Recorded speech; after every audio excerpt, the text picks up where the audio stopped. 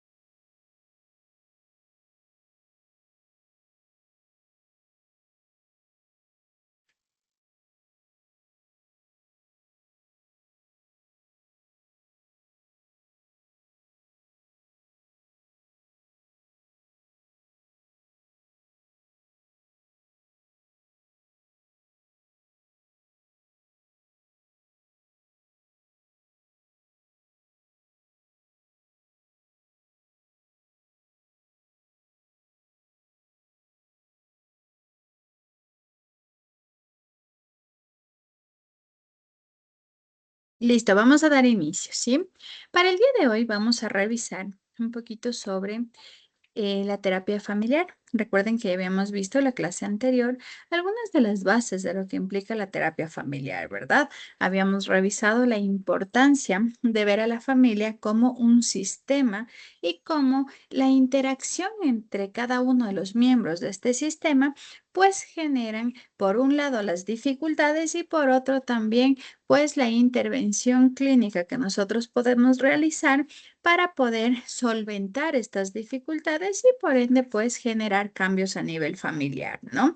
Recordemos que nosotros habíamos determinado que en relación a la familia, pues hay, o como parte del ciclo vital propio de la familia, existían ciertos conflictos que se iban generando desde la estructura de la pareja como tal hasta pues el inicio quizá de una familia con hijos, una familia sin hijos, problemas como la fertilidad, la infertilidad, los embarazos, los partos, un embarazo quizá natural, un embarazo deseado, no deseado, el incluir quizá un miembro externo, un miembro de familia ampliada dentro de un núcleo familiar, como pueden ser primos, tíos, abuelos, suegros, suegras, todo este contexto, ¿no? Habíamos hablado también de cosas o de problemáticas que suelen aparecer en las parejas, como por ejemplo el hecho de que dentro de la relación familiar como tal, perdón, no de pareja, sino de familia, pues haya la inclusión quizá de vayan en contra de la moral, de la ética, de los valores, de las creencias de uno de los miembros o de la sociedad como tal. Podríamos tener aquí el consumo de sustancias, puede ser también actos delictivos, la violencia intrafamiliar, todo este contexto que puede generar también conflictos a nivel de la familia, ¿no? Esto pues no solo propio de los padres quizás, sino en la mayoría de los casos incluso que genera o que se evidencia en los hijos, sobre todo en la etapa de la adolescencia en su mayoría, ¿no? Tenemos también el contexto del contrato de familia como tal, del contrato de pareja como base o como sustento de la familia. Eso implica, como ya lo habíamos hablado, pues el tema quizá de las infidelidades, mentiras o cualquiera de esos contextos, ¿no? ¿Qué más teníamos? No sé si alguien me recuerda qué más habíamos hablado nosotros sobre las problemáticas que pueden aparecer dentro del ciclo de una familia.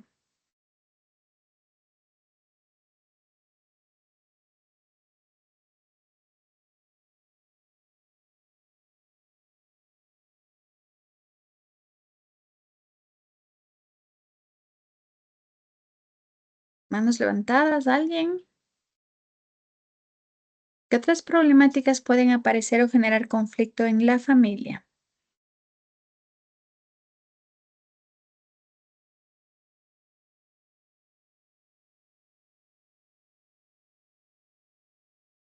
Económicos. Los económicos, muy bien, señor Fátima. Dentro de la parte económica, pues sabemos que sobre todo la situación actual por la cual está atravesando nuestro país, que es una crisis económica como tal, pues la parte económica puede influir incluso no solo en el déficit económico, sino quizá incluso en temas de migración, que últimamente estamos nuevamente en un auge incluso de migración nuevamente hacia Estados Unidos, sobre todo. No sé si pasa en todas las ciudades, pero al menos aquí en Ibarra ya es bastante frecuente. También el contexto del desajuste o desequilibrio económico como tal, que como ustedes saben, pues la economía, al ser el sostén como tal de la familia también, por el cumplimiento de las necesidades de la alimentación, de la salud y de todo lo que esto conlleva, pues también genera crisis y conflictos, ¿no? En su mayoría se esperaría que una situación económica conflictiva muy posiblemente debería unir a la familia, pero nosotros sabemos que a nivel social y cultural eso es complejo, ¿no? Y más aún dentro de lo que implica la asignación de roles. Recordemos que en su mayoría, pues quien lleve el rol del sostén económico va a ser quien quizá lleve todo el peso como tal de esta problemática, muchas veces juicios, muchas veces críticas también, y de hecho la salud mental o la salud emocional de quien sostiene la economía del hogar, pues se va a ver afectada ante esta situación. Y como nosotros también sabemos, la frustración, quizá el este desequilibrio emocional por la propia necesidad, pues no siempre se evidencia bajo frustración como tal, ¿no? O quizá bajo un tema de pérdida enfocada a la tristeza. Muchas veces pues va encaminada a desequilibrio emocional, a desajustes emocionales que llevan más al tema quizá del enojo, la ira y la agresividad también, ¿no? Llevado obviamente traspolándole a otra circunstancia también, ¿no? ¿Qué otra cosa podemos tener? ¿Cuál sería otro conflicto a nivel de la familia?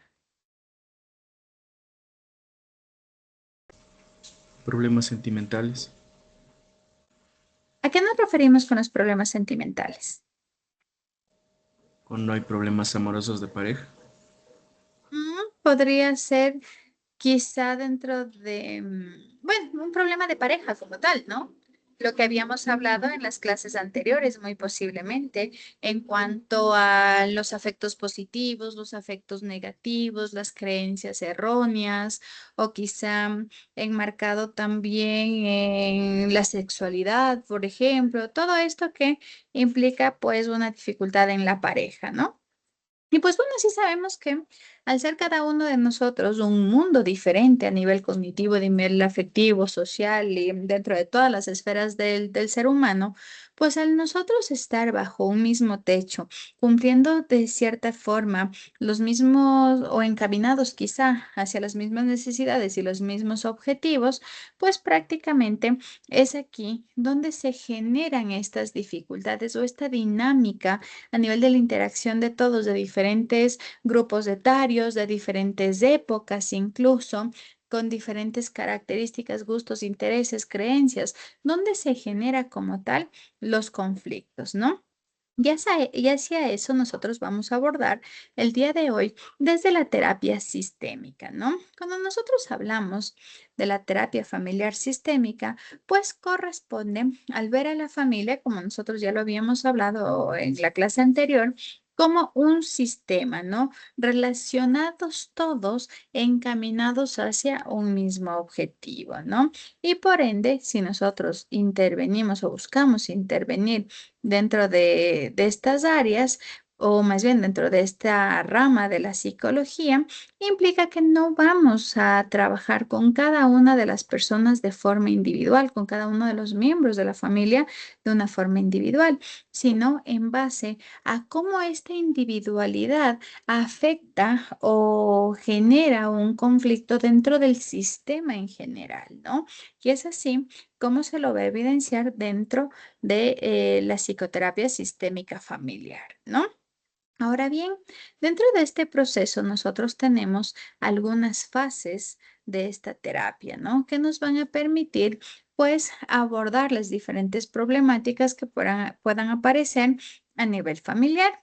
Y así tenemos la primera etapa, que es la etapa social.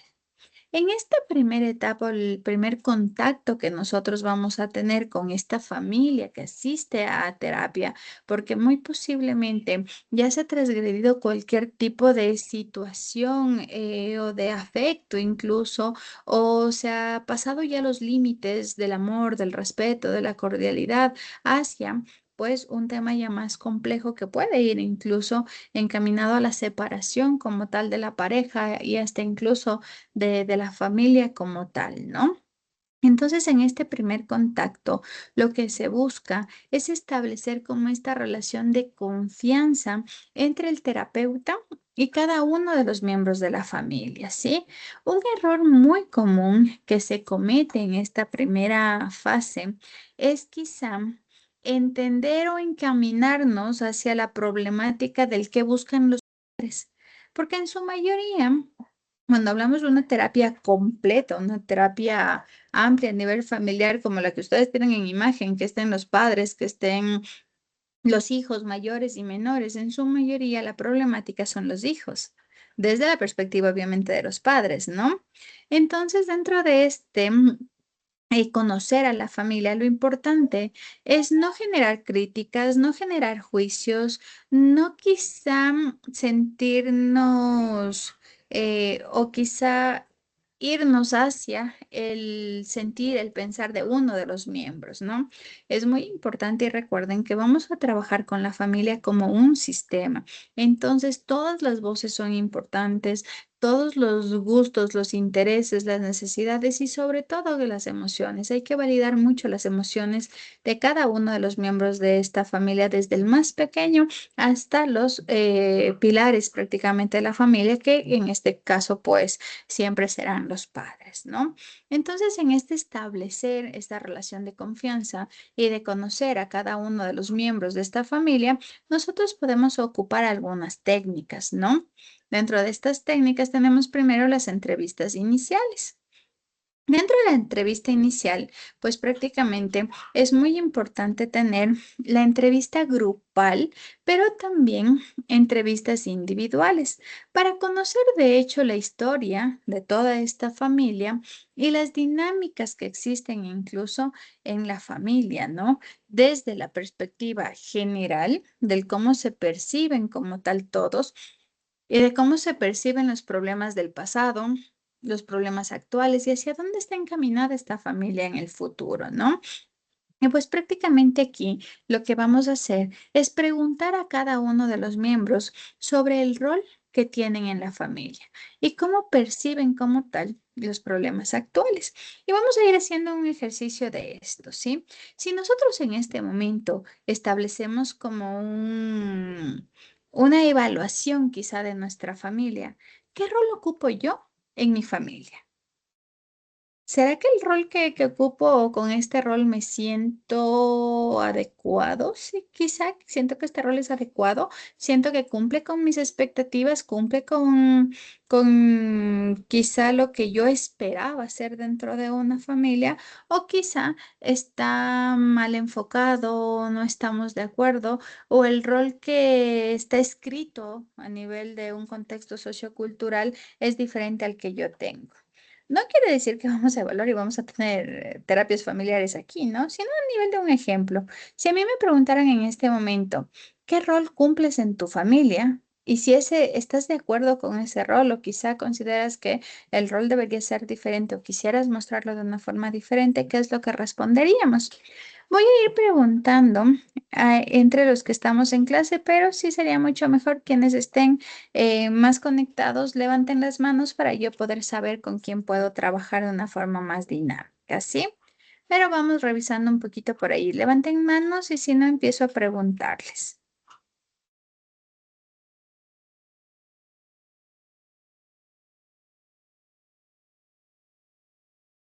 Listo, por ahí tengo unas manos levantadas. Silvana, dígame, ¿qué rol cumple usted en su familia y qué tan de acuerdo o no está con ese rol? Buenas noches, ¿sí ¿se me escucha? Sí, le escuchamos. A ver, ¿qué rol? No sé, el principal. Se podría decir, aunque no me gusta el nombre, el jefe de familia. ¿De Ujú. acuerdo? No, no muy de acuerdo. Sí, en otra oportunidad no me pido ser ese. ¿Qué implicaría como tal ese rol principal? ¿O qué cosas de ese rol son las que quizás se pueden sostener y estamos de acuerdo y cuáles otras son las que quizá quisiéramos desligarnos o quizá asignarlas a otra persona? Ya, más que todo porque llevo, como quien dice, yo todo sola, porque no soy madre soltera, por decirlo de algún modo, entonces todo recae sobre mí. Entonces, tal vez si todo fuera compartido, pues con un padre en este caso sería pues más llevadero. Ujú. Listo, muchísimas gracias, Silvana. Vamos a ver por ahí, Erika. Buenas noches, magíster y compañeros. Bueno, mi rol es un tanto confuso dentro de casa. Soy la hermana mayor, soy el adulto responsable de un adulto mayor. eh, y bueno, o sea, vivo con mi mamá, mis hermanas y mi abuelita. Entonces, es como complicado porque ahora soy el pilar de la casa, por así decirlo. Yo sé cómo se maneja la casa, yo sé cómo se debe hacer las cosas, cómo son los pagos, cómo funciona el sistema dentro del hogar, cada cuánto vienen las visitas de los hijos de mi abuelita, o sea, de mis tíos en este caso. Eh, entonces es como que yo soy un eje del rol de familiar. ¿Y qué tan de acuerdo estamos con ese rol? Mm, ¿Qué le puedo decir? Me tomó por sorpresa porque esto cambió hace 4 años, 3 años. Entonces, no estoy tan de acuerdo y con el paso del tiempo he ido delegando ciertas cosas o he ido deslindándome de responsabilidades que no son mías, ¿sí? Responsabilidades que no me competen. Entonces, ahora ya un tanto todavía en desacuerdo, pero pues bueno, en la marcha he ido aprendiendo. Pero muy posiblemente en los primeros años donde se generó quizá la asignación del rol, entiendo que no solicitado, sino quizá impuesto, pues de una u otra forma debió haber generado conflictos, conflictos personales y conflictos a nivel de la familia, ¿verdad? Sí, totalmente. Personales, bueno, aquí un paréntesis, em, me cogió muy duro los primeros semestres de la U. Fue complicado organizarme porque, bueno, algunos de los compañeros conocen, yo netamente los dos hasta el semestre pasado vivía en los hospitales con mis abuelitos. Entonces, sumamente complicado. eh, Mi vida personal como que pasó a ser en segundo plano y el rol tal vez, ¿cómo se puede decir? No tanto impuesto, sino que por la necesidad y como sí, sí puede ser impuesto, porque era como se dice la única persona que podía asimilar esas responsabilidades, porque los hijos de mi abuelita no viven en la ciudad, mi mamá tiene un trabajo a tiempo completo, mis hermanas todavía en esa época eran menores de edad, entonces, la única que podía manejar las tarjetas, la que podía estar en un hospital, la que contaba con salud física y mental en ese momento estable, por así decirlo, era yo. Entonces, sí complicado, sumamente difícil asumir un rol que en algún momento no creí tomarlo.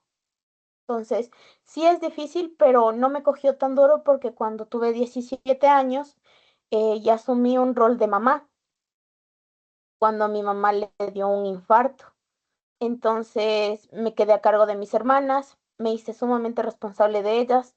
En todos los sentidos, yo era la mamá de ellas, mientras mi mamá pasó 3 meses hospitalizada y mi papá con ella acompañándole. Entonces, no me cogió duro ahora esta etapa, tal vez cuando tuve 17 años sí, porque me salté mi adolescencia, por así decirlo, o mi, adol- mi adultez, por así Juventud. decirlo, porque me tocó trabajar, me tocó hacerme cargo de una casa, entonces mi papá, si bien es cierto, por temas laborales, él enviaba el dinero de su mensual y todo porque fue lindo, ¿no? Por así decirlo, dentro de la enfermedad a mi mamá y a mi papá no les despidieron, pero el asumir el rol de mamá de dos a los 17 años y luego salir del hogar a trabajar porque posterior a eso eh, me tocaba asumir ciertos gastos, pues que ya eran complicados de asumir.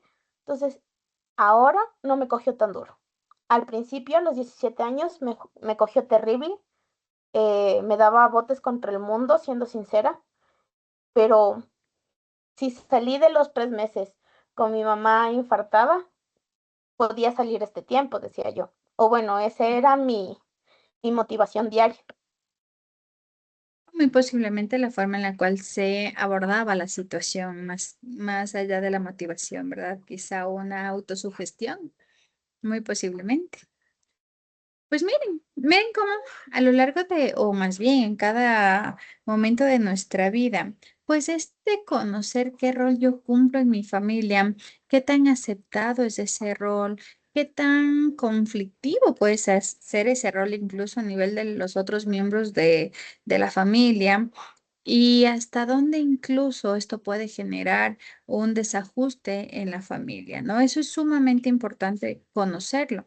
Miren qué importante es que nosotros sepamos cada uno de los miembros del hogar qué el rol cumplen, qué cosas hacen, qué cosas no deberían hacer, cómo se pueden apoyar, de qué forma incluso se apoyan. Y si nosotros tenemos una estructura así de toda esta familia a través de esta primera entrevista inicial, del conocer rasgos, por ejemplo, qué importante es saber que cuántos años tienen, en qué grupo etario están, si están estudiando, si están trabajando, qué tipo de profesiones tienen, porque dentro de las profesiones hay características también diferentes a nivel de personalidad también, ¿no?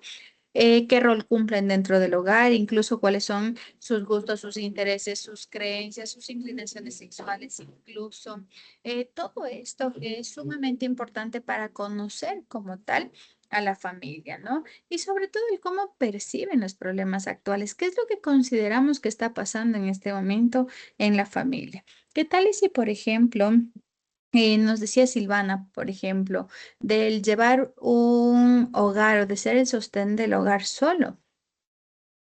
Pues prácticamente, ¿cómo lo percibe Silvana? Quizá desde el estoy sola, me encargo de un montón de cosas que no lo pedí, pero ante quizá la irresponsabilidad de alguien más, tengo que hacerlo 100% sola. Pero ¿cómo le ven las otras personas? ¿Cómo le ve, por ejemplo, el papá de sus hijos? En el sentido quizá de, está muy bien, ella lo puede hacer y lo está haciendo. Muy posiblemente, ¿no? O cómo lo verá, o incluso en el mejor de los casos, hablándolo desde un contexto de, no sé, quizá del entender el rol o de valorar el rol. Se entendería, no siempre se genera así, ¿verdad? ¿Cómo lo ven los hijos? Quizá ven como tal ese trabajo, ven quizá ese día a día enmarcado no solo en sostener la familia, sino de una u otra forma generar el tema también de ser sostén, pero a la vez ser estudiante. Y tener que cumplir con actividades no solo en casa, no solo de lo que implica sostener una familia, sino también las actividades de la universidad, las prácticas y todo lo que eso conlleva. Tomen en cuenta que todos ustedes llevan esa carga súper compleja, porque no es que son simplemente estudiantes, ¿verdad? Son estudiantes con responsabilidades también mucho más amplias a nivel de sus temas laborales, familiares y todo ese contexto. Y no siempre como yo me percibo en mi familia, me perciben el resto de personas también. Si yo expreso de que no sé, estoy casi saturada de tantas actividades que tengo, pero los otros de la familia no lo ven de esa forma, sino quizá ven el rol de quien grita, quien se molesta todo el tiempo o quien es el problema de la familia. Entonces, muy posiblemente por ahí está el contexto también del problema, ¿no? Y también dentro de esta conexión prácticamente con cada uno de los miembros de la familia, también es muy importante pues tener información sobre las relaciones familiares, sobre si la relación entre los miembros de la familia es distante, está cortada, ¿cómo se llama esto? Estrecha, muy estrecha. Y se acuerdan que todo eso nosotros ya lo habíamos visto en la formación del genograma. ¿En qué semestre armamos nuestro genograma? ¿Se acuerdan? Entonces, miren qué importante es dentro de estas primeras sesiones pues crear el genograma familiar, conocer las relaciones de cada una de las generaciones de esta familia, porque de cierta forma, muchas veces, y ustedes saben, y bueno, ese ya es un tema más complejo incluso, el tema de las constelaciones familiares, el cómo se van repitiendo ciertos patrones o cosas como estas que nos puede dar un indicio dentro de un genograma también, ¿no? Ampliando quizá a otros contextos de la psicoterapia, ¿sí? Entonces, miren, aquí podemos nosotros ir organizando a través de esta información de la entrevista inicial, puedo ir diagramando el genograma de esta familia y posterior ir conectando la información que quizá no quede clara a través de las entrevistas iniciales, ¿sí? Y esto va a ser muy importante para conocer el aquí y el ahora de la familia, saber qué problemas tuvieron en el pasado y obviamente encaminar a una solución de conflictos hacia el presente futuro sobre todo, ¿sí? Entonces, estas dos son de las técnicas más importantes incluso que se ocupan en las etapas iniciales de la psicoterapia familiar, ¿sí? Luego, posterior, nosotros vamos a la etapa de la identificación del problema. Aquí vamos a definir como tal el o los problemas específicos que enfrenta esta familia. ¿Sí? A direccionar esa perspectiva que tienen todos de este conflicto familiar. Entonces, ¿qué cosas o qué técnicas nosotros podemos ocupar aquí? Hay una técnica bastante interesante que son las preguntas circulares. Esto implica preguntar a cada uno de los miembros de esta familia sobre cómo ven a los demás en relación al problema, ¿sí? ¿Qué es lo que esto implica? Y a nivel de un ejemplo. ¿Cómo crees que tu hermano se siente o qué es lo que tu hermano piensa acerca de la situación que están viviendo? Entonces, no es desde la expresión del yo, de cómo yo me siento, porque al momento en el que yo empiezo a explicar cómo me siento dentro de esta problemática familiar, casi siempre vamos a estar o a la defensiva o hacia la victimización, ¿verdad? Entonces, cuando empiezo a hablar del otro, pues prácticamente se genera como que un punto de mayor coherencia en cuanto al conflicto, porque es como yo veo el conflicto desde mis ojos hacia la conducta de mi hermano, de mi papá, de mi mamá o de la interacción que está viendo aquí. Entonces, esto me permite abordar de una forma externa, quizá, y de ahí la palabra, ¿no? Desde la parte quizás circular, girando uno por uno, como cree el uno que ve al otro, ¿sí? Y eso nos va a permitir, pues, contextualizar también el problema desde un enfoque sin victimización, sin defensiva y hasta incluso sin agresión, ¿no? Porque eso hay que tomar muy en cuenta. Si las terapias de pareja, recuerdan que les dije que en la primera sesión, por lo general, implica como una verbalización sumamente fuerte y negativa de los problemas que están teniendo en la familia, es mucho más complejo, porque no solo es la pareja, están también hijos y muchas veces se transgrede esa barrera como tal del respeto dentro del proceso terapéutico, ¿sí? Creo que sí les comenté yo que tenía o que reciente tuve una sesión con un paciente con TDAH que, bueno, estaba haciendo intervención nada más en lo que son procesos cognitivos, control de impulsos, regulación emocional, desde un punto de vista neuropsicológico. El paciente tiene 16 años, tiene TDAH y pues llegó un día súper molesto, estaba bastante contrariado. Llegó a consulta, su madre no estaba en el consultorio, preguntó si ella estaba y había mencionado, cuando llegue mi mamá, yo quiero que me avisen porque necesito decirle algo. A unos 5 minutos de que entró a terapia, pues su madre llegó. Salimos con él incluso porque asumíamos que tenía nada más que preguntarle algo, pero en realidad no, estaba bastante molesto con ella. No quería entrar a la consulta, sino quería entrar con la madre. Le dimos paso a que entre con la madre. Asumíamos que tal vez el conflicto fue algo con ella. Y pues dentro de el expresar cómo se sentía en ese momento, bueno, habían sido un montón de cosas quizá que pasaron en el día a día, que estuvo enfermo, no quería ir al colegio, su madre le llevó como tal al colegio como lo que se debió haber hecho en cualquier momento. Le llamaron, él le llamó desde el colegio que le vaya a retirar porque se sentía mal. Llegó al colegio, no le permitieron llevárselo porque dentro del DC mencionaron de que le había revisado el doctor y en realidad no tenía fiebre, no estaba, quizá, no tenía como un cuadro clínico para poder irse a su hogar, estaba prácticamente bien. Él bueno, estuvo súper molesto por esto, hubo un conflicto también en el almuerzo y posterior hasta fue lo más terrible que le pasó, hasta incluso que perdió el Imbabura aquí en un partido de fútbol. Él es futbolista prácticamente, encaminado hacia el fútbol profesional. Todo eso había pasado en su día. Y cuando llega a la consulta, él buscó estar en consulta con su mamá y dijo, a ver, yo lo que quiero es decirle el por qué yo me siento molesto y empezó a agredir prácticamente a su madre verbalmente. Dice, es que ella no sabe cómo ser una mamá, ella es una mala madre porque muchas veces se va con su novio y me deja a mí solo. Mi papá me agredía y ella nunca me defendió, siempre ha preferido ser mujer antes de ser madre. Y un montón de cosas, obviamente les cuento lo más sencillo, quizá otras cosas que iban incluso a términos bastante complejos, con malas palabras y todo esto.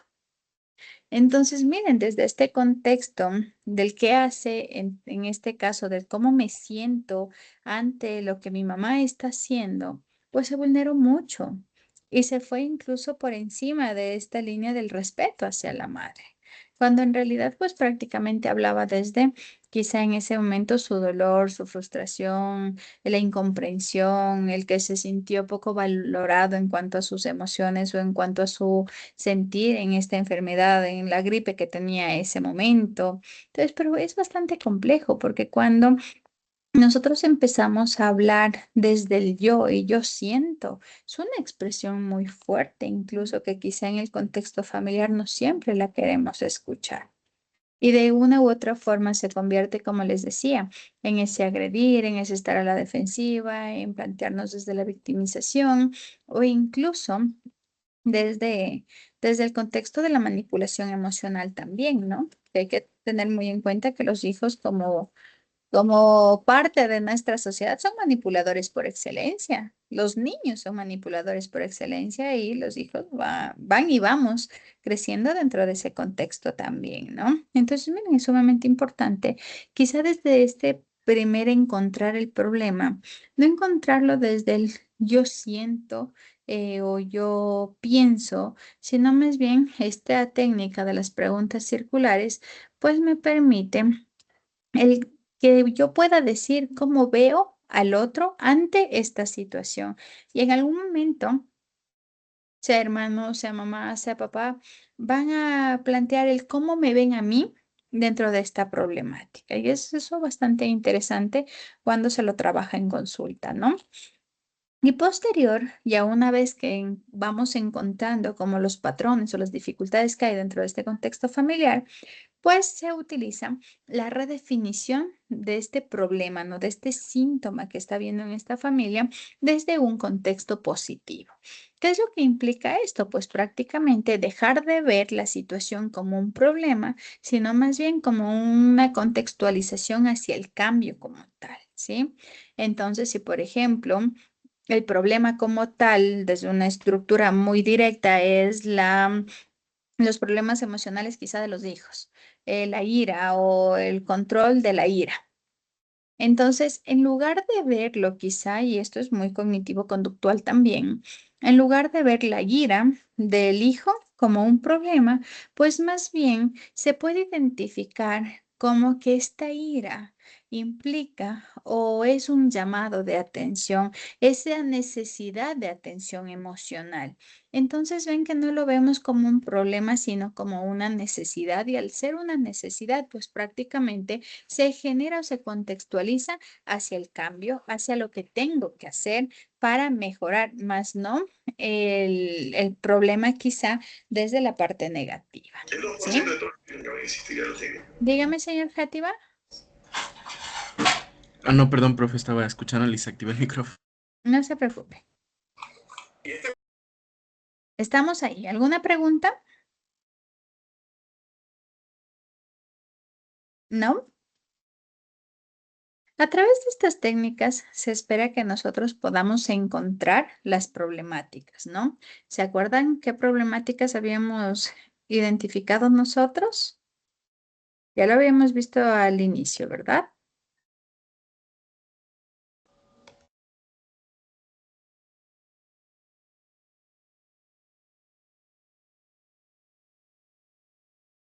Por aquí creo que tenía yo un listado de todas estas. Pero bueno, todas las que nosotros ya las habíamos revisado hace un momentito, ¿no? Y pues, una vez que nosotros ya entramos hacia el reconocer el problema, vamos en cambio a la etapa de las interacciones. Esto implica cómo la forma en la que actúan como tal cada uno de los miembros de esta familia, pues puede generar un patrón disfuncional.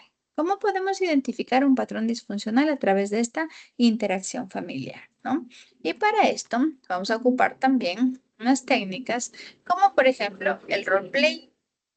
Este cambio de roles como tal nos va a permitir a nosotros, pues, que cada uno de los miembros de la familia actúen desde el rol de los otros para identificar las perspectivas, ¿sí? El cómo lo están viendo.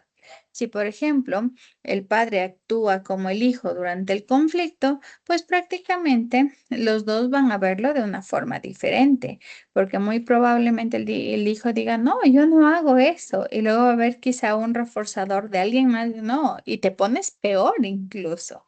Entonces, genera quizá ver el cómo yo actúo desde la perspectiva del otro, ¿sí? Y permítame un segundito que les voy a pasar un ejemplo sobre esto.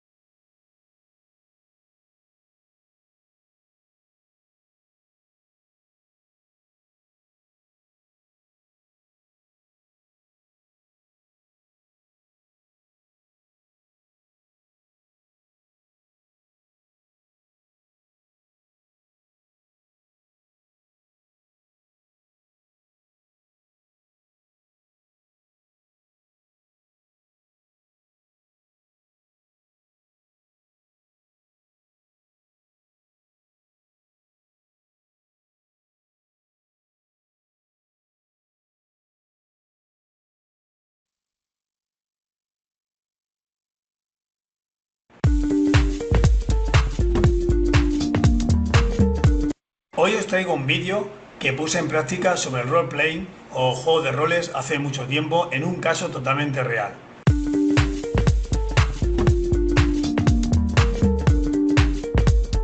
Este caso va de padre, madre, hija e hijo. 4 personas que vienen a un domicilio, donde una de las personas de los hijos o hija, no diré quién de los dos, tenía un problema de autoestima. Y empecé a indagar un poquito con la familia cómo se relacionaban entre ellos. Y me di cuenta de que ellos, cuando están funcionando en su día a día, muchas veces no se hacen caso, no se refuerzan.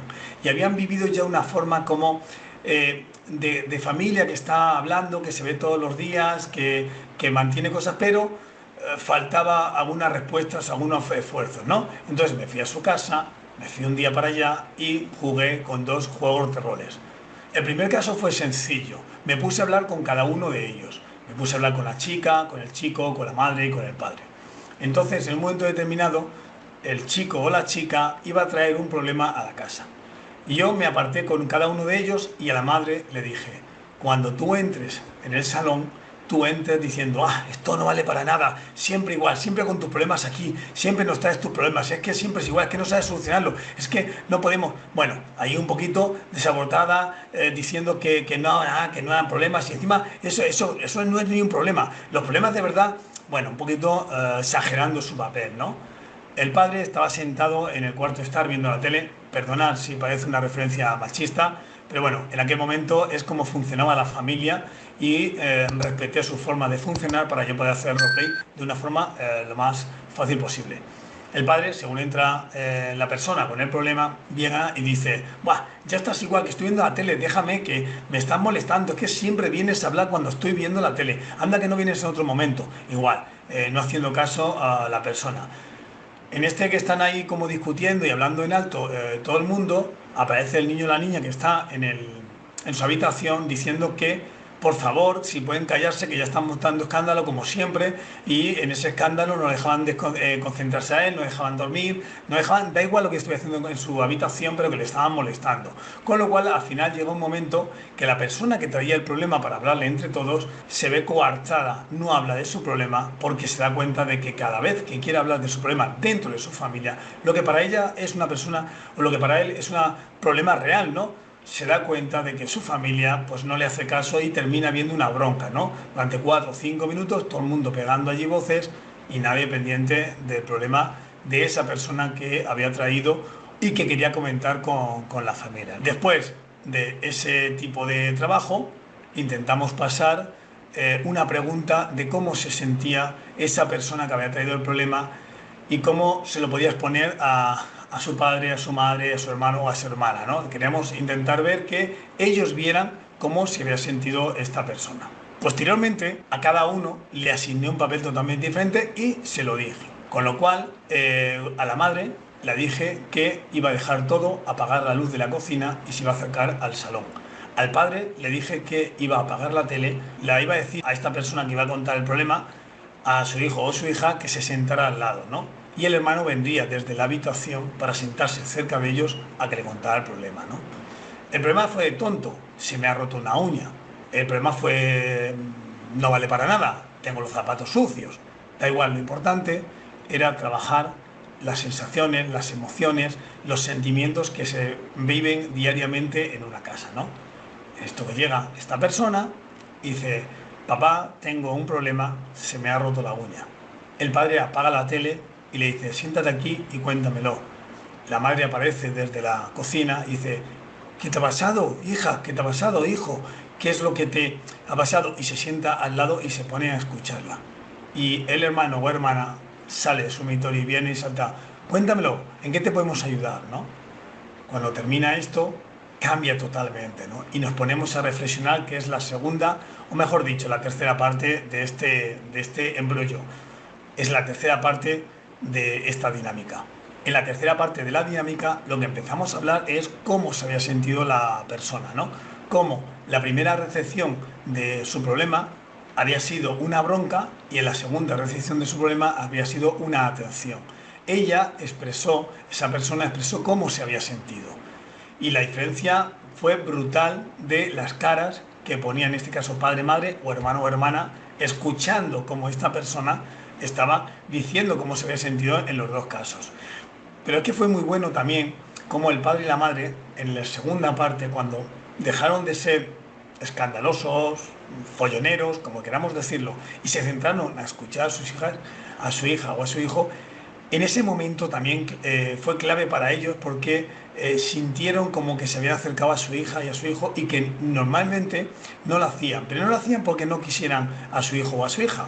No lo hacían porque la vida les había construido una velocidad en la cual ellos tenían que empezar a parar, ¿no? Decir, problema, paremos, hablemos. Y en aquel momento era que, sí, un problema, cuéntamelo que tengo que hacer tareas, cuéntamelo que tengo que hacer no sé qué, cuéntamelo. Y era, cuéntamelo según bajamos a comprar a la tienda, cuéntamelo aprendiendo que para solucionar los problemas a veces hay que pararse, hay que sentarse, hay que hablarse y hay que mirarse a los ojos para comprenderse. El hermano o hermana que venía del cuarto de su habitación, de su cuarto, igual, cuando vino, entendió que a veces, en muchas ocasiones, les estaba perdiendo el hablar y no dejar de escuchar a la persona. Pero entre todos aprendieron una lección muy importante dentro de una casa, ¿no? Y es que cuando hay un problema, por muy grande o muy pequeño que sea, debemos de pararnos, debemos escuchar a la persona que está hablando de su problema, debemos hacerle sentir como que somos parte de la posible solución y que vamos a estar ahí acompañándoles. Y a veces solo con eso, la persona que cuenta el problema lo soluciona, porque no necesitaba nada más que alguien le preste atención. Decir que esta familia en el tiempo fue ayudando a crecer la autoestima a esta persona que estuvo contando el problema. Y según tengo entendido, porque a veces le veo por ahí, por lo menos cambió todo, ¿no? Cambió a ser más felices, a aprender a solucionar problemas. Tienen problemas, pero aprendieron una lección de que a veces comparar, escucharse y sobre todo mirarse a los ojos cuando están hablando ayuda mucho a resolver los problemas. Y bueno, te toca, yo ya he llegado y te he dado mi parte, ahora te toca a ti. Suscripción por ahí, un me gusta, un no me gusta, escribirme algo en la caja, lo que vosotros penséis.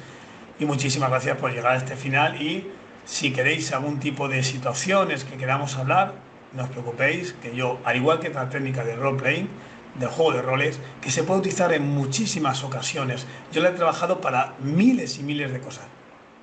Tanto tiempo llevo trabajando, bueno, para un montón de cosas, ¿no? Donde cambiamos los roles para que la gente aprenda. Por ejemplo, cuando hablo con adolescentes sobre la comprensión de sus padres, le hago un juego de roles y les digo, imagina que eres padre, que tienes un par de hijos o hijas y empezamos a hablar y cuando llevamos un rato, cómo va a ser la casa, cómo va a ser todo, le digo, y ahora tu hija o tu hijo te presenta este problema, ¿qué harías? Y hacen ¡pac! Se ponen en el papel de sus padres muchas veces y entienden cuál es la situación o por qué sus padres a veces se cabrean tanto con ellos. Pues nada, muchísimas gracias por llegar hasta aquí, hasta el final.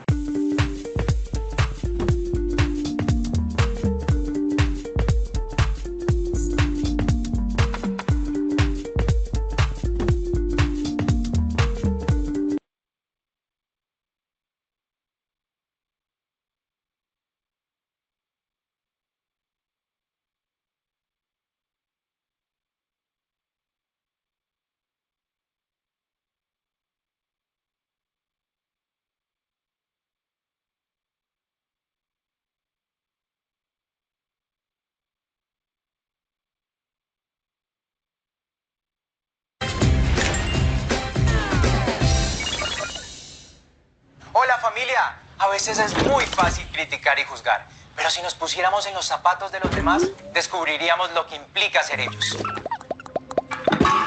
Vengan, reunión. Vamos a hacer un intercambio de roles.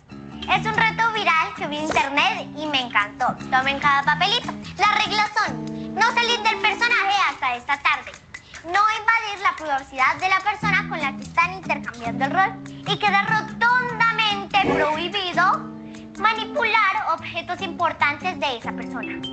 ¿Entendido? Sí, Gaby. Bienvenidos a otro programa de familia al máximo. Niños, hacemos un video así con muchos unicornios, dulces, piñatas. Vamos aquí, allá. Ay, no más, a mí ni me vaya a grabar porque estoy ocupada. Voy a hacer ejercicio. Pero ¿por qué no me prestan atención? No, señora. Está bien. Esto del ejercicio es súper fácil, Ma. Digo, Max. Miren cómo soy de flexible. ¡Ay! Hijito, mi amor, ¿estás bien? ¡Alerta! Noticia de última hora. Acaba de ocurrir un accidente en casa de la familia Lago. Por favor, manden una ambulancia. ¿Y qué le pasa a Julieta si ya es tan buena haciendo ejercicio? Paremos esto un momento. Max, ¿estás bien? Ay, ojalá haya quedado material para el video. No, ¿por qué mi mamá no grabó nada? ¿Cómo así que no? ¿En serio? Me di cuenta que ser mamá es muy difícil. Nadie le pone cuidado. Yo sí amé este reto. Podría ser Gaby toda la vida. No, tú te sobreactuaste. Yo no soy así de malcriada.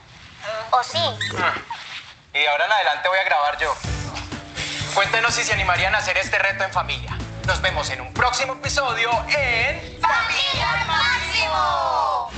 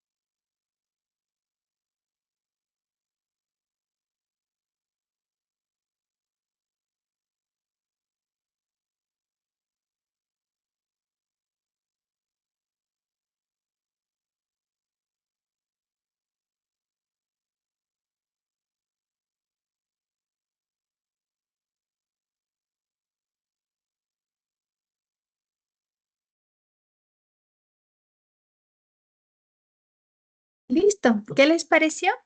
Quizá desde la perspectiva clínica o desde, por el otro lado, un poco más de comedia quizá. Pero pues miren, de ahí tenemos nosotros cómo influye el ver a través de este juego de roles, el actuar del otro y el entender quizá lo difícil que puede ser el rol para cada uno. ¿Qué les pareció? ¿Alguien que nos quiera compartir su punto de vista?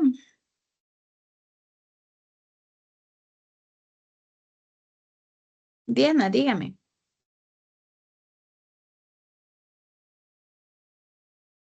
¿Cómo están, Magister? Buenas noches, compañeros.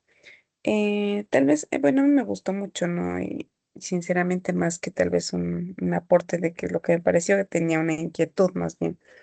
O sea, me parece súper bueno el que podamos, incluso nosotros mismos, tal vez no ponernos en esa parte de ver cómo se sentirá el otro, porque a veces decimos somos empáticos, pero me parece que esta parte es como más vivencial y le hace ver un poco más. Entonces, mi inquietud más bien era, o sea, Por ejemplo, ¿en qué casos se podría o es recomendable que se pueda aplicar esta técnica?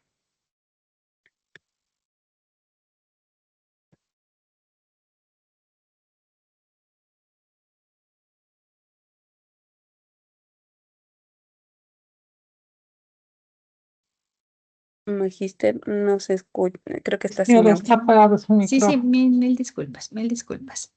Decía que dentro de lo que es la técnica del juego de roles, debemos tomar en cuenta que no solo nosotros la podemos ocupar, por ejemplo, en el tema de la terapia familiar sistémica como tal, ¿no? Sino también nosotros lo podemos ocupar en cualquier tipo de contexto primero. Primero tomando en cuenta que nosotros tenemos roles en absolutamente todos los contextos en los cuales nosotros nos encontramos.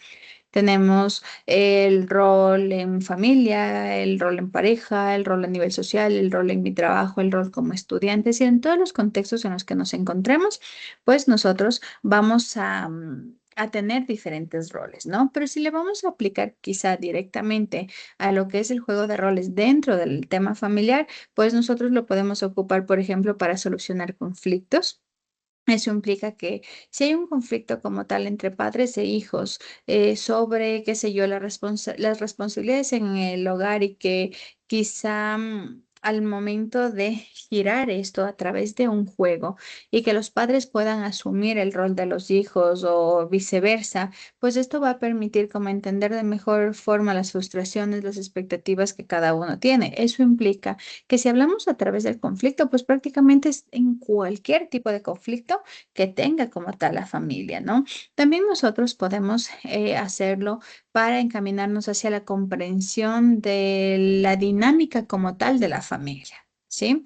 Entonces, por ejemplo, si hay como un patrón disfuncional quizá en la familia, en una interacción como tal, pues a través del juego de roles nos va a permitir identificarlo, como por ejemplo lo que decía en el video, en el segundo, que era quizá un poquito más cómico, el hecho de que cuando los hijos no escuchan a sus padres. Ese más que un conflicto es una dificultad dentro de la dinámica familiar, dentro de este patrón disfuncional dentro de esta familia, porque se supondría que los hijos deben escuchar a sus padres, ¿verdad? Entonces, si los padres, por ejemplo, sienten que sus hijos no les escuchan a través de este juego de roles, pueden expresar como tal el qué es lo que se siente cuando no reciben como tal esta atención o cómo lo sienten, ¿sí? Entonces esto puede quizá abrir un diálogo de la importancia de la comunicación. Algo que usted mencionó también bien importante es el tema de la empatía. El juego de roles hace eso, lo que habíamos hablado hace un momento en el ejemplo también, ¿no? Al intercambiar como tal los roles, pues cada uno de los miembros de la familia va a poder desarrollar mayor comprensión, mayor empatía sobre el ser, el sentir y el pensar de cada uno de los miembros de la familia porque así van a ver como las cosas desde una perspectiva diferente, ¿no? Y más que todo, si quizá le llevamos a un tema más no solo del conflicto, también tomemos en cuenta que el juego de roles es de intervención también, ¿no? El juego de roles nos va a permitir quizá, por ejemplo, desarrollar la parte emocional de los niños. Entonces, a través de este juego, muy posiblemente, los niños puedan expresar de una forma más directa sus emociones y eso va a facilitar como tal la comprensión y no solo en el cambio de roles quizá con los padres o con los hermanos. Tomen en cuenta que un niño incluso puede usar muñecos, figuras, marionetas para poder representar situaciones difíciles a nivel de la familia y a través de eso pues se va a procesar a nivel terapéutico los sentimientos y las experiencias que está viviendo el niño, ¿no? Eso ya implica comprender el conflicto, pero también desarrollar habilidades emocionales, desarrollar la expresión y la comprensión también emocional, ¿no? Y a la par, pues, también todos los miembros de un grupo familiar a través del juego de roles, pues pueden practicar habilidades sociales, pueden desarrollar también habilidades comunicacionales dentro de un entorno seguro, sobre todo, ¿no? Entonces, ¿qué pasa si, por ejemplo, dentro del intercambio a nivel de roles, nosotros identificamos palabras quizá que desde la perspectiva de cómo yo veo al otro, que no se han expresado y que me permitan a través de esto poder desarrollar esta parte, este reconocimiento a nivel de la parte social también, ¿no? Entonces, si lo vemos, el juego de roles y que de hecho hay una técnica como tal, más allá de la terapia sistémica familiar que ocupa como esta estrategia del juego de roles, si nosotros trabajamos netamente, hay especializaciones incluso en role playing, ¿no? Hay que tomar muy en cuenta que hay un campo sumamente amplio que no solo va en el juego de roles, va incluso desde el psicodrama, que viene un tema súper complejo del cómo manejar estas expresiones para los procesos terapéuticos. ¿Sí? Entonces, pues mire, prácticamente se pueden ocupar en todos los contextos, en todos los conflictos, ya sea al evidenciar o al evaluar un conflicto, al desarrollar este conflicto y el comprender las interacciones de cada uno y hasta para una intervención y un desarrollo de una habilidad enmarcada en esta problemática familiar. Bueno, de ahí la importancia también y de que los juegos de roles pues sean bastante ocupados no solo en este tipo de terapia, sino en todas las terapias, incluso siempre se toman como partes de cada una de estas estrategias y el juego de roles es una de las más importantes, sobre todo, al igual que la comunicación, que es la siguiente que vamos a revisar. ¿Estamos? Muchas gracias, Magister. Vamos ahora con la siguiente. La siguiente que corresponde, pues prácticamente a las técnicas de comunicación, ¿sí? Cuando nosotros ya tenemos esta base del problema como tal, es sumamente importante plantear estrategias para que haya una comunicación adecuada. Esto implica que no solo se pueda comunicar lo que cada uno de los miembros de esta familia quieren expresar, sino también el poder desarrollar habilidades como la escucha activa. ¿Sí? Recuerden que entre escuchar de una forma adecuada o generar una escucha activa más una interacción comunicativa efectiva, pues prácticamente nos va a permitir comprender o adentrarnos de una forma más precisa al conflicto y también pues encontrar las soluciones, ¿no? Debemos tomar muy en cuenta que dentro del contexto terapéutico como tal, aquí vamos a practicar el cómo expresar los sentimientos sin culpar a otros y usando el yo en lugar del tú. Aquí viene ya una contextualización mucho más amplia de la identificación del conflicto, ¿no? Y si vamos un poquito más a fondo, recuerden que nosotros habíamos estudiado en algún momento la asertividad, que era el mencionar las palabras correctas en el momento adecuado, en el tono adecuado incluso, sin vulnerar los derechos del otro y tampoco vulnerando los míos al quizá no responder de expresando mi ser y mi sentir en ese momento. Entonces nosotros habíamos marcado incluso la fórmula de la asertividad, ¿se acuerdan? Que era el que siento, que pienso y que necesito. Siempre tomando en cuenta con las palabras adecuadas, en el momento adecuado y con el tono adecuado. Y de esa forma, pues prácticamente si logramos nosotros comunicación asertiva, comunicación efectiva y escucha activa, pues prácticamente la interacción de cada uno de los miembros de esta familia dentro de consulta y fuera de consulta, pues va a ser con un enfoque de solución de conflictos, más no quizá del conflicto como tal. ¿Sí? Ahora vamos un poquito más ya hacia la parte de la identificación, el establecer las metas. Aquí prácticamente, si nosotros ya nos adentramos, ya evaluamos, ya sabemos cuál es el conflicto, ya todos dentro de este sistema familiar están encaminados en cuál es la problemática como tal de cada uno y cuál es mi problemática también dentro de este esquema familiar, pues ahora se plantean ya los objetivos dentro del proceso terapéutico. ¿Qué es lo que queremos? ¿Qué es lo que se puede cambiar? ¿Qué es lo que se puede moldear? ¿Qué es lo que vamos quizá a reestructurar? ¿Sí? Entonces aquí lo que vamos a hacer es establecer primero metas colaborativas, ¿sí? Eso implica que la familia como tal va a definir metas que quieren alcanzar durante el tiempo de terapia. Entonces, por ejemplo, la familia va a decidir trabajar en la comunicación, porque hemos visto que los problemas como tal no son como la base central de estos problemas de familia, sino más bien es una mala comunicación. No saben comunicarse, siempre están a la defensiva, siempre están quizá agrediéndose los unos a los otros y nunca escuchan lo que el otro quiere decirles.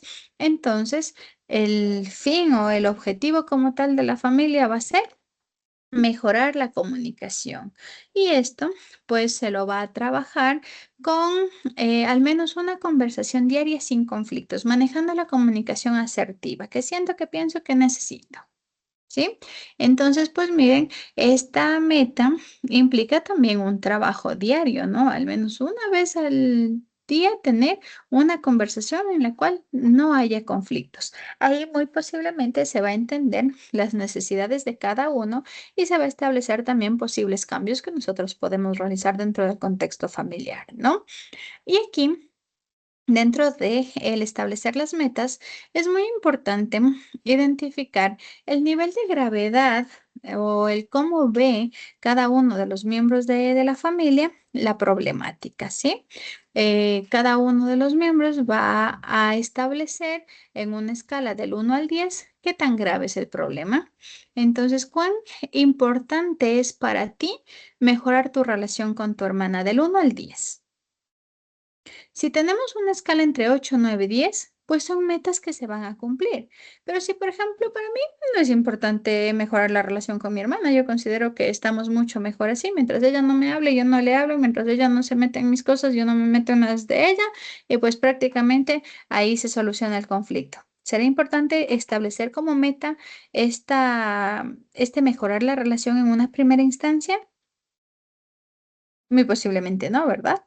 Porque la parte de la familia que tiene que involucrarse en este cambio no ve esto como un conflicto. Entonces, el proceso terapéutico continúa con las metas que ha establecido la familia y abordando dentro de cada una de las sesiones, pues esto que quizá nosotros como terapeutas lo vemos como conflictivo, pero que muy posiblemente la familia no lo ve, ¿sí? Y pues en este proceso no solo implica que los pacientes vayan a terapia, sino también lo que ellos van a hacer incluso después de terapia. Estas tareas específicas que van a tener, las actividades que van a realizar para desarrollar habilidades fuera de terapia, es donde incluso van a estar la mayor cantidad de mejorías o quizá de la terapia como tal, ¿no? Y de los cambios, ¿sí? Entonces es muy importante que nosotros tengamos como una estructura bastante adecuada de las habilidades, destrezas de cada uno, gustos, intereses y por ende, qué tareas sí serían aceptadas o no por este esquema familiar, ¿sí?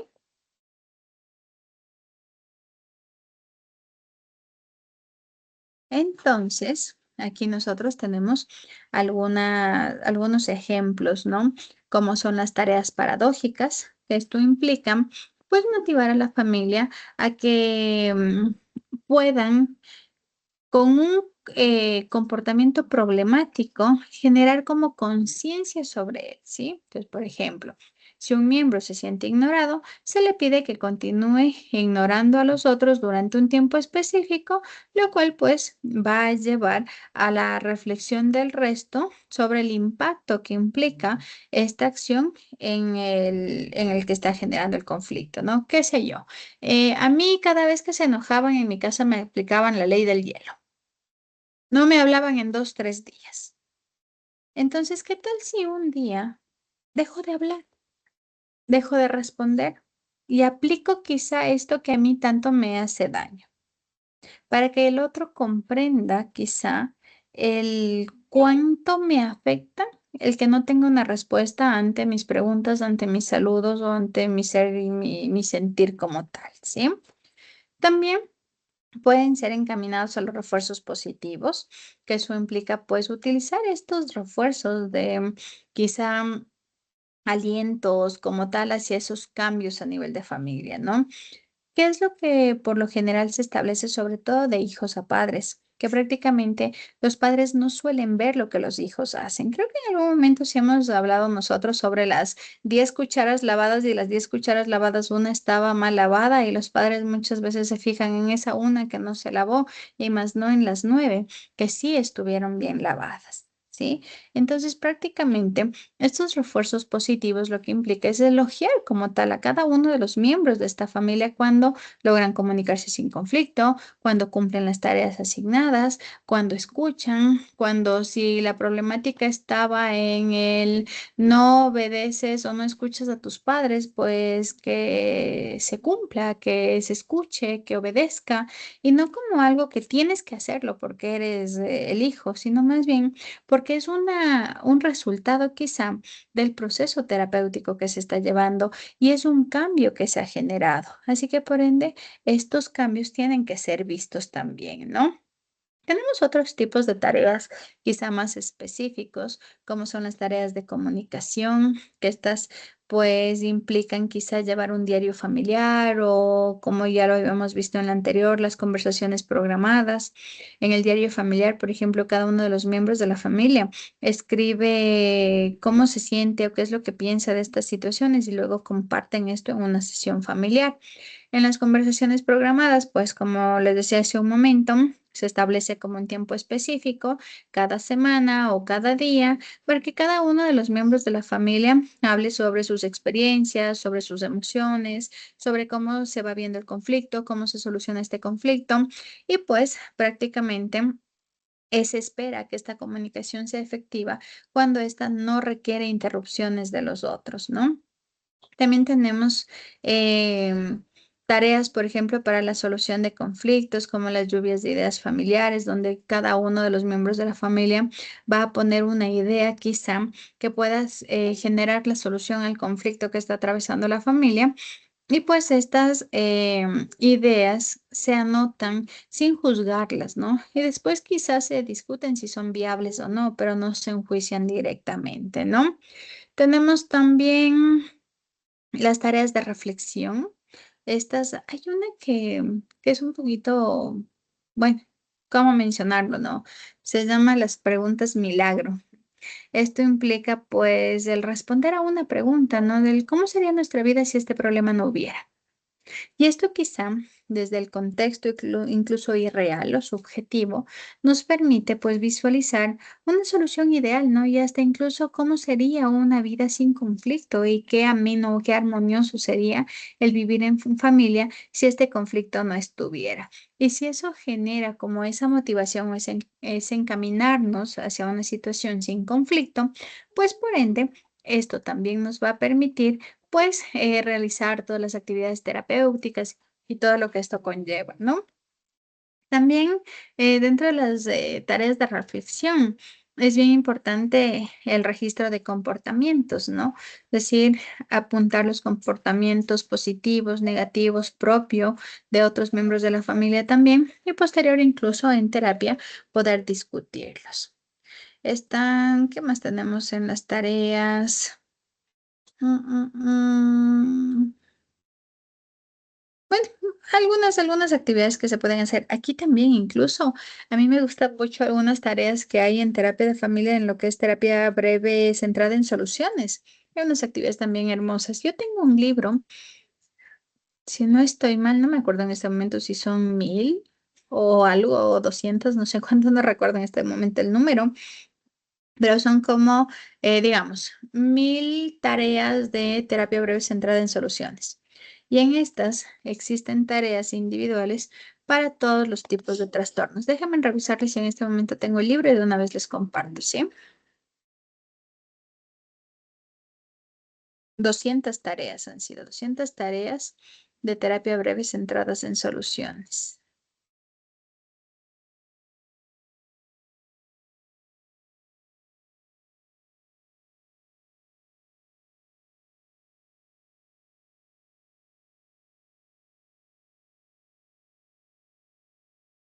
Ya les comparto en este momento, de una vez les voy a compartir aquí en pantalla para que ustedes le puedan revisar un poquito, que si bien es cierto, sería como conectar la terapia sistémica con la terapia breve centrada en soluciones.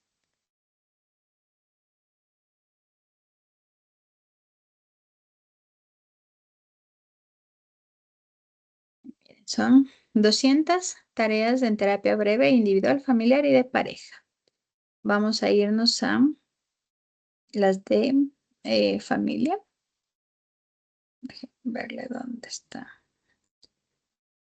¿Dónde están las de familia? Tareas para problemas con niños y adolescentes, tareas para problemas en pareja, para la intimidad sexual, depresión, ansiedad, abusos.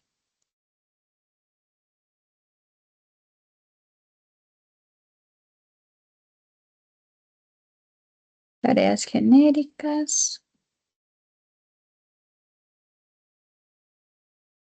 Tareas para toda la familia.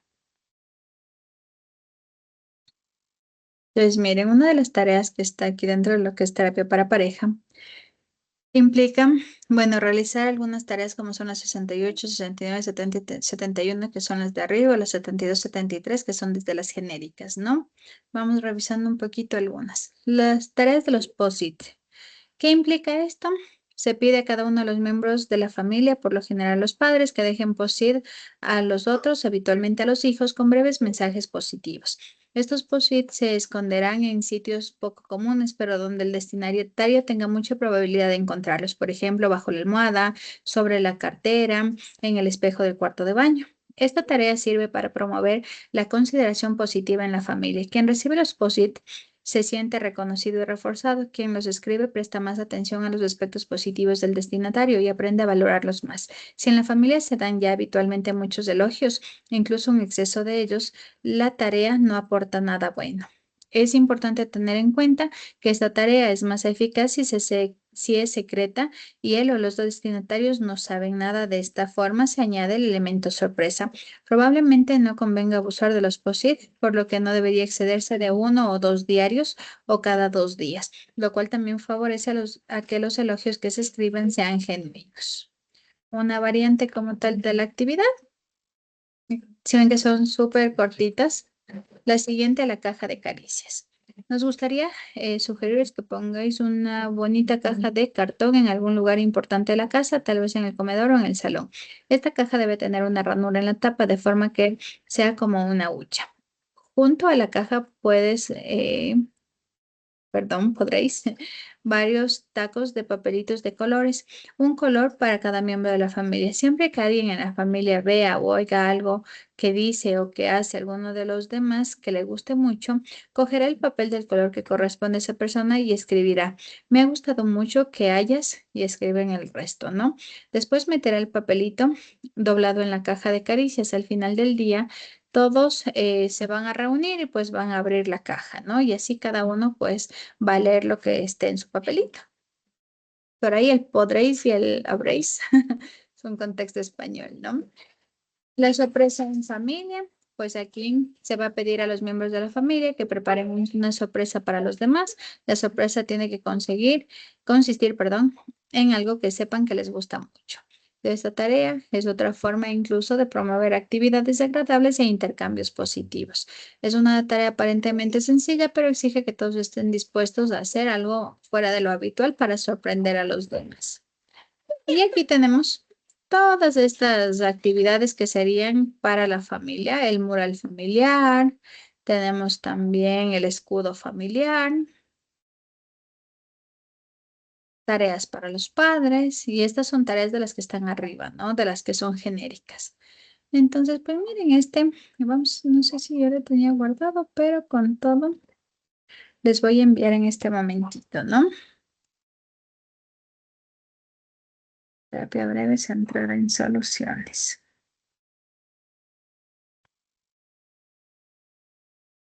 Lo pueden incluso generar como autoaplicación, ¿no?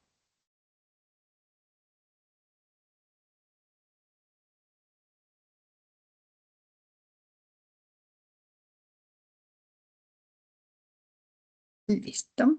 Permítame un segundito, les envío de una vez porque si no luego se me pasa.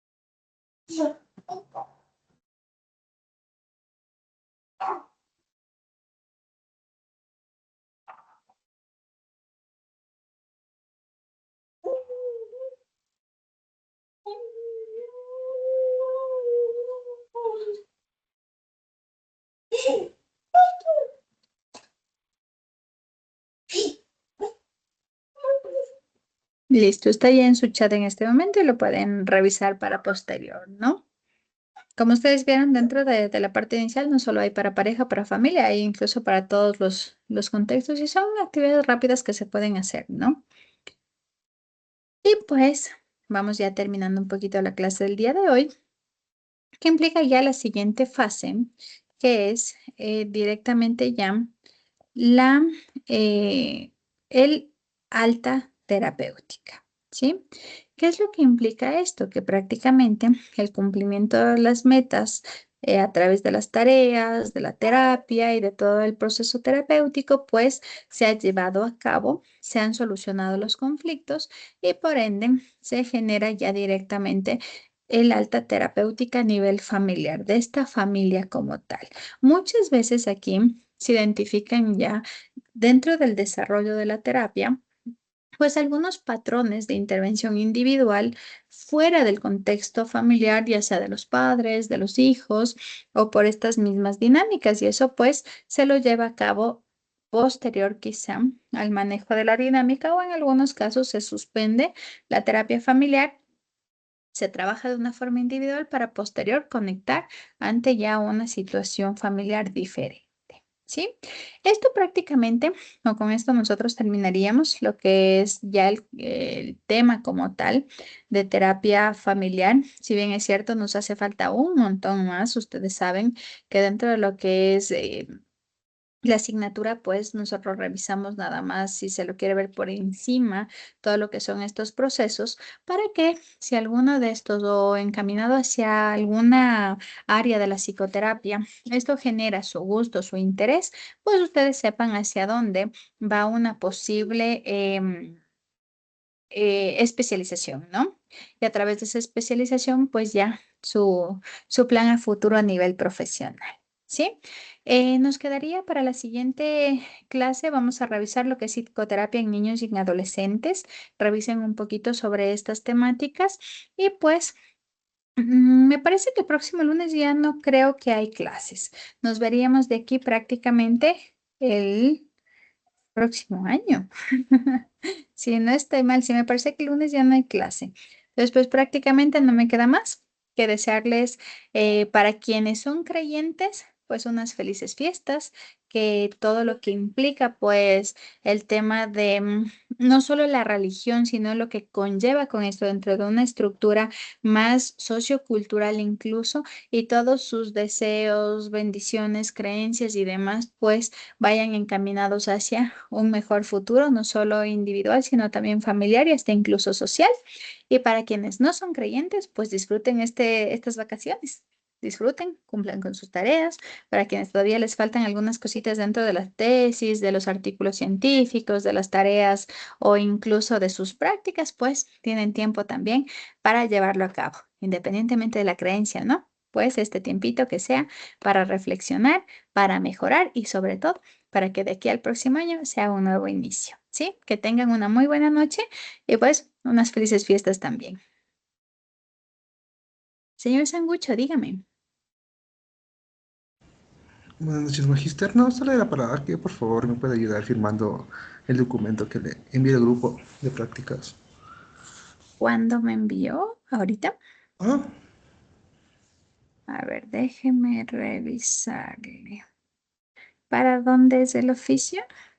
yo ya hice un oficio para el distrito, yo ya hice, pero el distrito me pide que tengo que enviar a la zona zonal. Ujú. Ya también ya me comuniqué con zona zonal y dice que tengo que enviarle el físico por si le entregas. donde especifico todo, ahí está especificado todo lo que...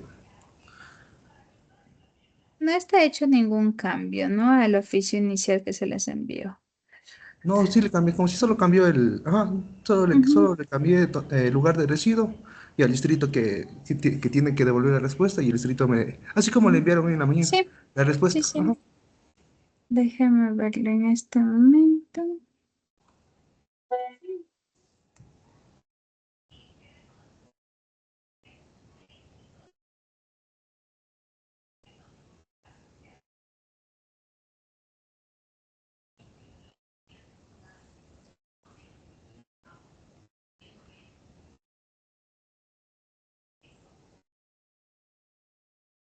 No sé si va a alcanzar la firma porque no me ha dejado espacio.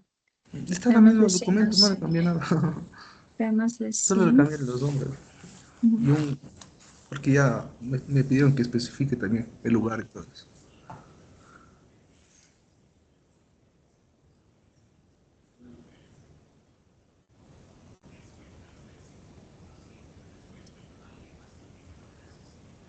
Listo, ahí está ya su documento. Muchas gracias, Machito. Señorita Benavides, dígame. Magíster, por molestarle, sabe que algunos compañeros que han terminado las prácticas ya me preguntan sobre si hay algún archivo o en este caso algún OneDrive o dónde Las podemos ver su bien. carpetas. Saben que ya están las carpetas, pero creo que no les he enviado todavía al correo los accesos porque les creé carpetas individuales.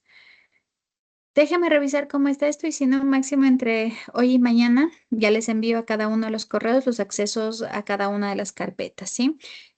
Necesitamos hacer una nueva base de datos con los que ya terminaron hasta este diciembre, ¿no? Los que terminan hasta diciembre, ya les envío un drive en el cual solo, por Dios, solo los estudiantes que en este momento, o sea, no los que ya se les cargó la calificación, sino los estudiantes de noveno semestre que al momento realizar unas prácticas, es necesario que me hagan llegar, ¿no? Algo también importante, ya que estamos con el tema de prácticas, por Dios, recuerden que no pueden egresar sin haber terminado prácticas, ¿no? Eso es algo que deben tener todos muy claro, sobre todo para quienes quizá todavía no han realizado las prácticas preprofesionales. ¿Qué es lo que tenemos que tener muy claro?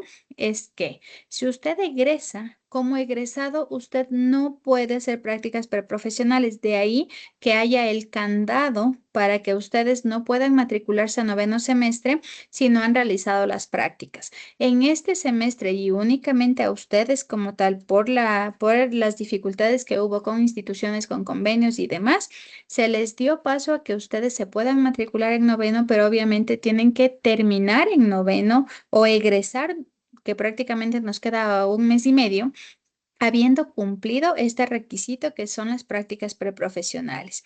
Si usted egresa y no ha realizado prácticas, créame, usted va a perder la carrera porque no hay forma, no hay reglamento, no hay estatuto que nos diga que usted, siendo egresado, puede realizar prácticas. Usted realiza prácticas como estudiante de octavo semestre, de ahí incluso que los oficios que están saliendo para ustedes sale como estudiante de octavo semestre, ¿sí?